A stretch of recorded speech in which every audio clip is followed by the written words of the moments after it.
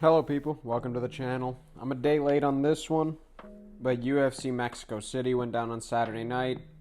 I actually missed most of the card. I only got home to watch the main and co-main event, but they are the fights that I think they surprised me.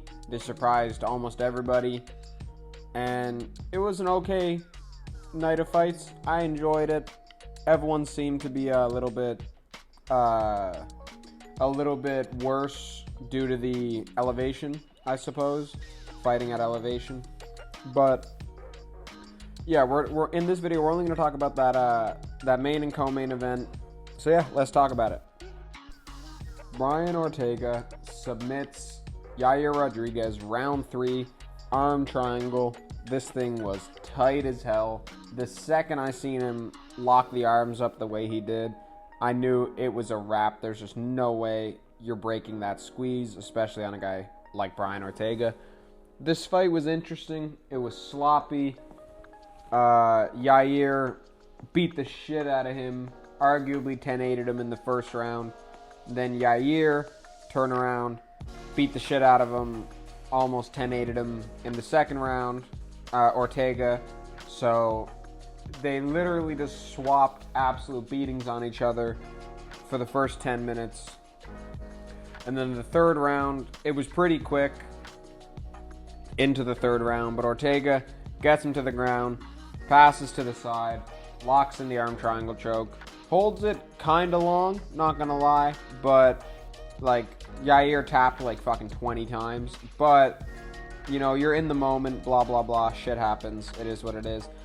Yair was not following a good game plan here. He wasn't setting up any shots. He was just throwing kicks, throwing without setting them up at all, just winging, you know, flashy stuff without trying to set it up. And he looked to gas out a little bit.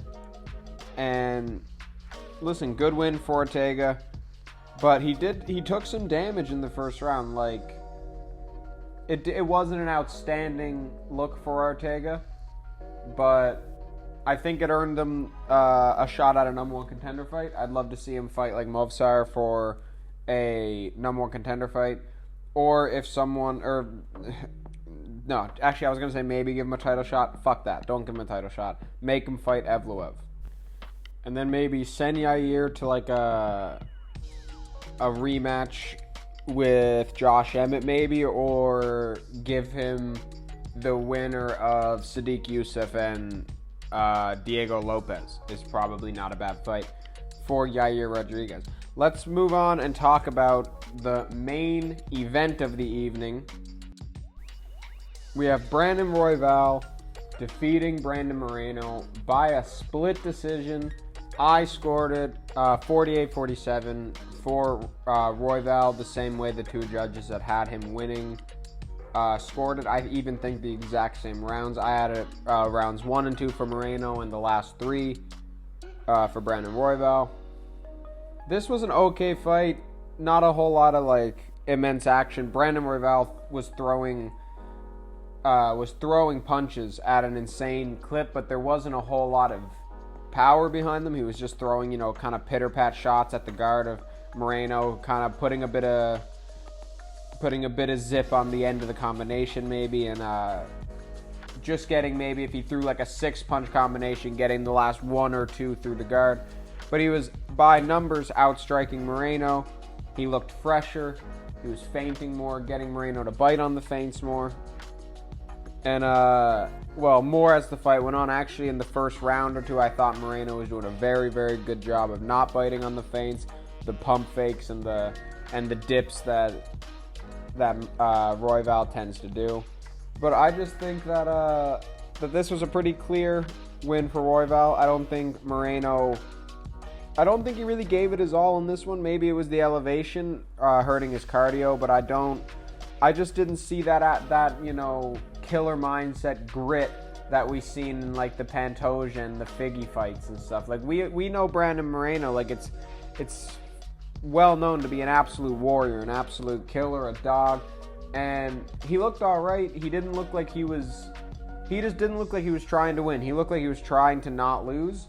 And when you're fighting like that, the guy who's just keeps pitter-pattering you with shots, just hitting you in the guard, if you're not really throwing a lot back at him, you're going to lose that fight. And he was hitting Royval with the harder shots when he would counter with the, you know, he would dip down and throw these big overhand rights, but he wasn't connecting with them enough to you know, make that discrepancy a little bit smaller. Because if he, like, say if he was within 20 strikes or 10 strikes of Royval, hitting with the kind of power that Moreno was in relation to Royval, he probably would have won the fight.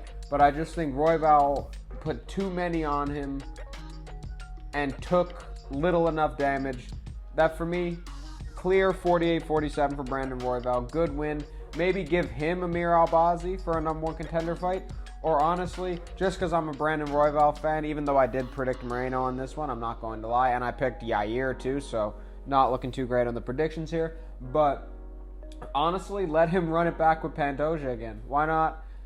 Give him another title shot. This division is a little interesting, you know, because Moreno and Pantoja fought a million times, and then before that it was just Moreno and Figgy, and now we're potentially looking at, if with one more win, another rematch of Royval and Pantoja. But yeah, that's what I thought about the co-main event and the main event. Again, I haven't really had a chance to go back and watch the rest of the card, and I'm not going to lie to you guys, from what I've heard and what I've seen other guys on YouTube talking about, I'm probably not going to. I've heard it was relatively mid, and there's more fights next week, so I'm going to just hunker down and get ready to watch those ones instead.